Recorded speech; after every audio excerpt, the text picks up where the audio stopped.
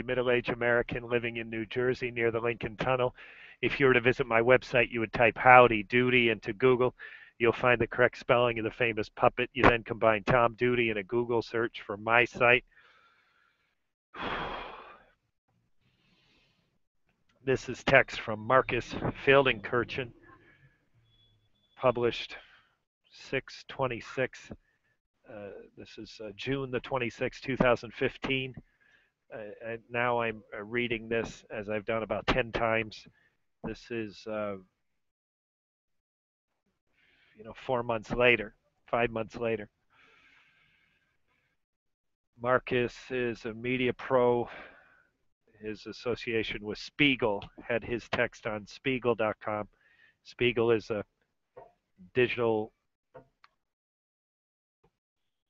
offshoot of Der Spiegel. Der Spiegel's been around for about a half a century. A German publication, publishes in the German language, and Spiegel.com is been around for about a decade. Publishes in English, I think German also. But this was Marcus posted this in Spiegel.com, published this in English. The United States excels at dealing with the injustices of other countries. They often even help other countries to cope with the shameful past. Germany will always be grateful to the U.S. for sending American troops across the Atlantic to defeat the Nazis and for insisting that Germans be held accountable for the crimes they commit. The Nuremberg trials gave Germans the opportunity to own up to what they had done. They could no longer deny it. The U.S. has been less successful, however, in conducting the same process when addressing the dark parts of its own past. This includes treatment of Native Americans who were brutally repressed and even killed in order to make way for the Western expansion. They were betrayed, neglected, and disrespected. Today, they live in reservations, some of the saddest living conditions in the civilized world has to offer.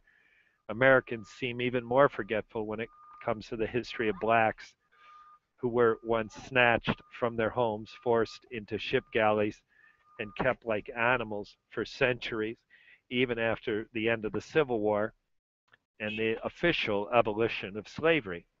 It took another 100 years before the discriminatory racial laws were finally officially lifted.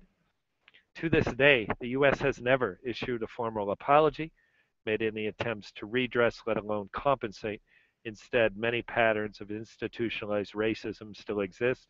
When a clean break with the past is not made, it may be difficult for people to part with old ways of thinking. Indeed, not only do Americans continue to hold, many Americans hold continued twisted notions of the superiority of whites, but these beliefs sometimes often go unchallenged.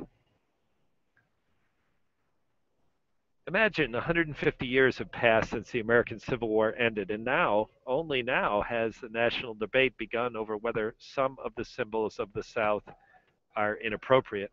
9 black people had to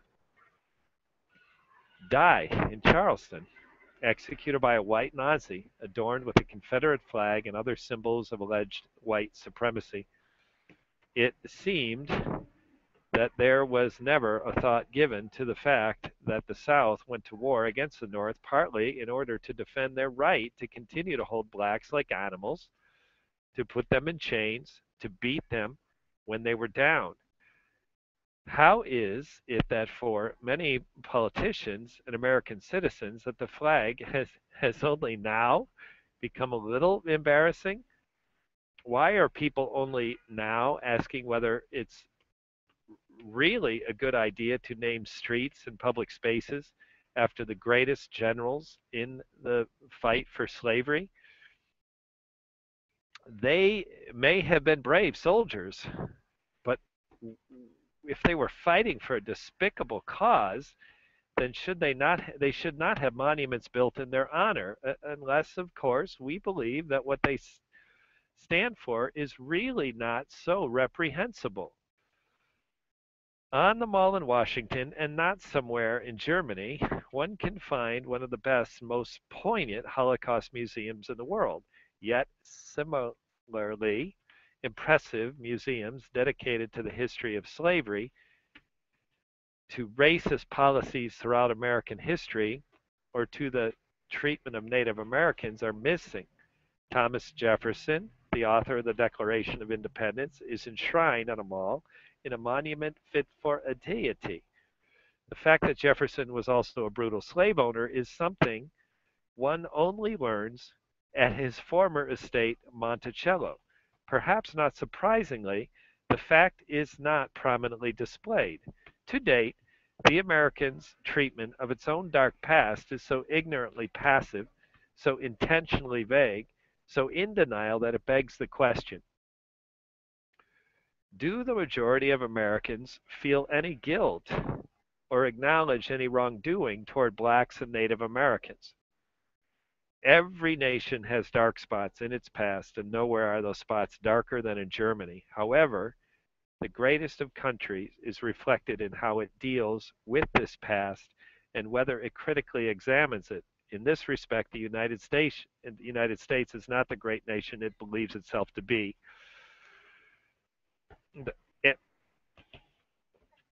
End of words by Marcus Fielding Kirchen.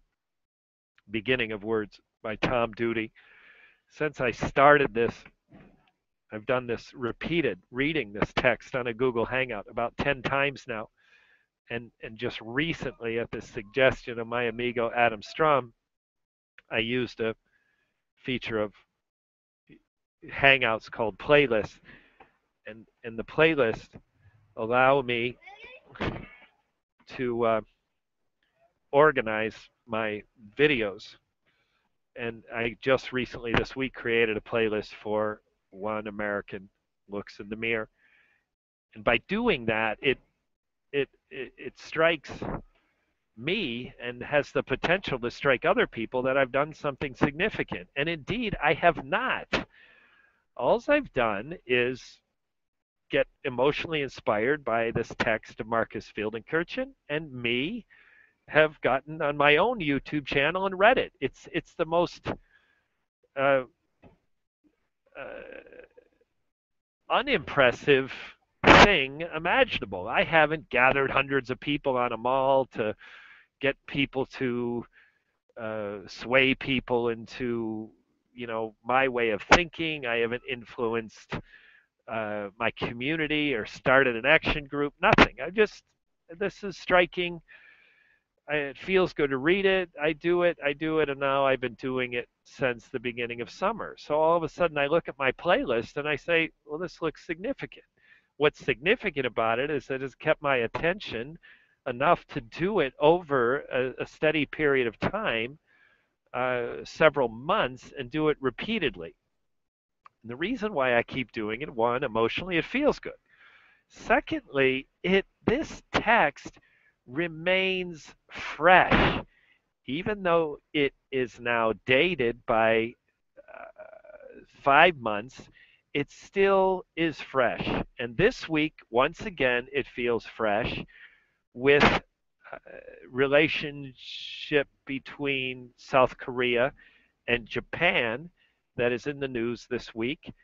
There is a monument to the Korean comfort women. These are the women that were forced into sexual slavery for the comfort of Japanese soldiers in the pre-war pre-World War II phase of Germany's military aggression. That also included Pearl Harbor. So this is a shameful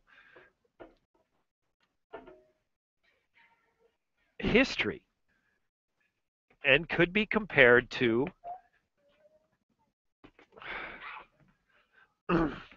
Americans' treatment of Native Americans, as Marcus details, or Americans' treatment of blacks, as Marcus also details.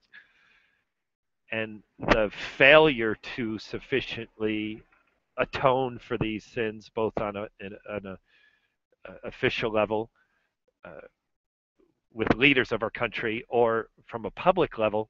It's not that these words and acts haven't happened. They as Marcus details, haven't happened to a suitable level compared to the history that it represents. Just as in Japan, they have not atoned for, they have not even acknowledged in modern times, in recent times, have not acknowledged that this uh, arrangement of comfort women on a large scale with the official endorsement of the Japanese government, that it even happened. So one of the first steps is to acknowledge that it's happened. Well, I'm an American and I'm a child, an American child. American childhood included my education. I've always known of slavery and I've always known of our mistreatment of Native Americans. So, in some sense, though Marcus is critical of the United States, we're a little bit better than Japan because I do believe that it is widespread denial in Japan to deny the comfort women. So, anyways, why is it relevant that the sins are comparable? Yes, they're comparable. The United States has done a little bit more than Japan. Well, let's face it, we have about another century. So while there's another century of history that has passed that has yet to pass in Japan relative to the comfort women. It's only about a half century for Japan. My point is this. In Japan, if this Japan Korean activity uh, goes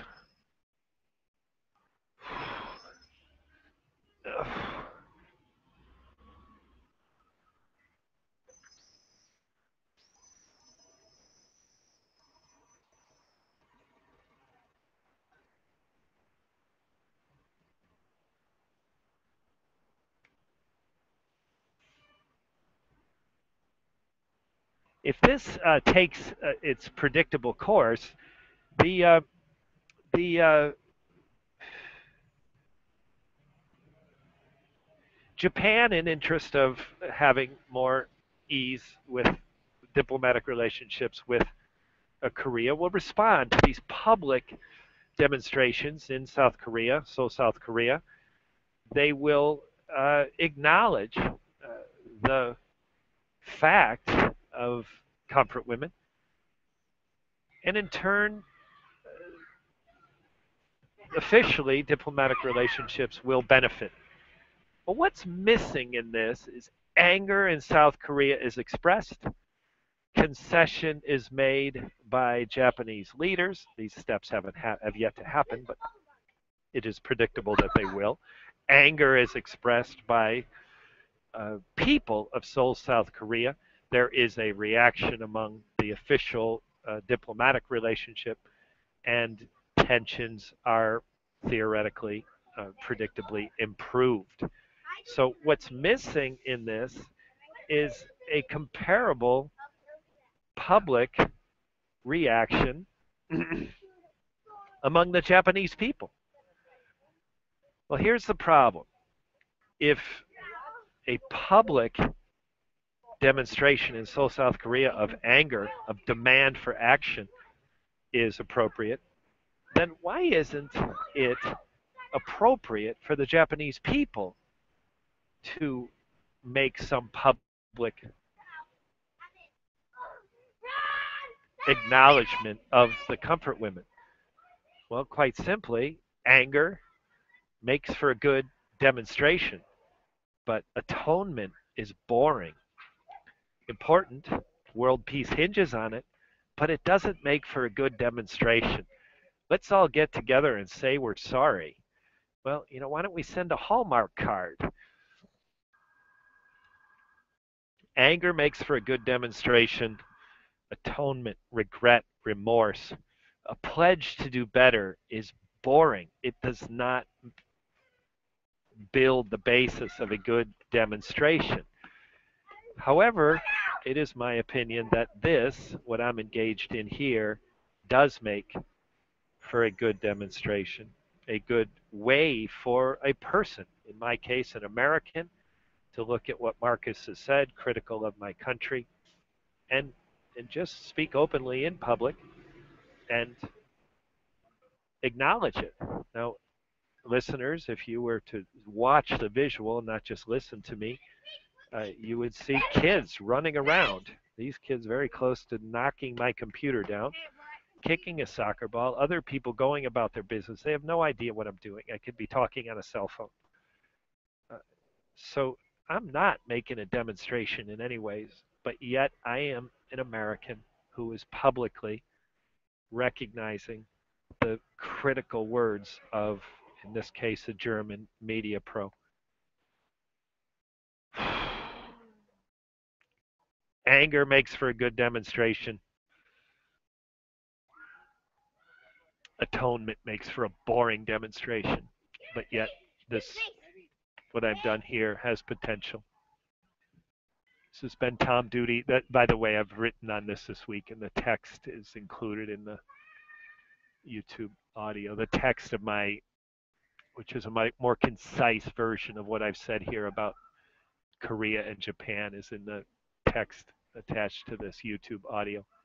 This has been Tom Doody, middle-aged American living in New Jersey near the Lincoln Tunnel. If you were to visit my website, you would type Howdy Doody into Google. You'll find the correct spelling of the famous puppet. You then combine Tom Doody in a Google search from my site. Thank you for listening. Have a good day, good evening, or restful night's sleep. Ciao.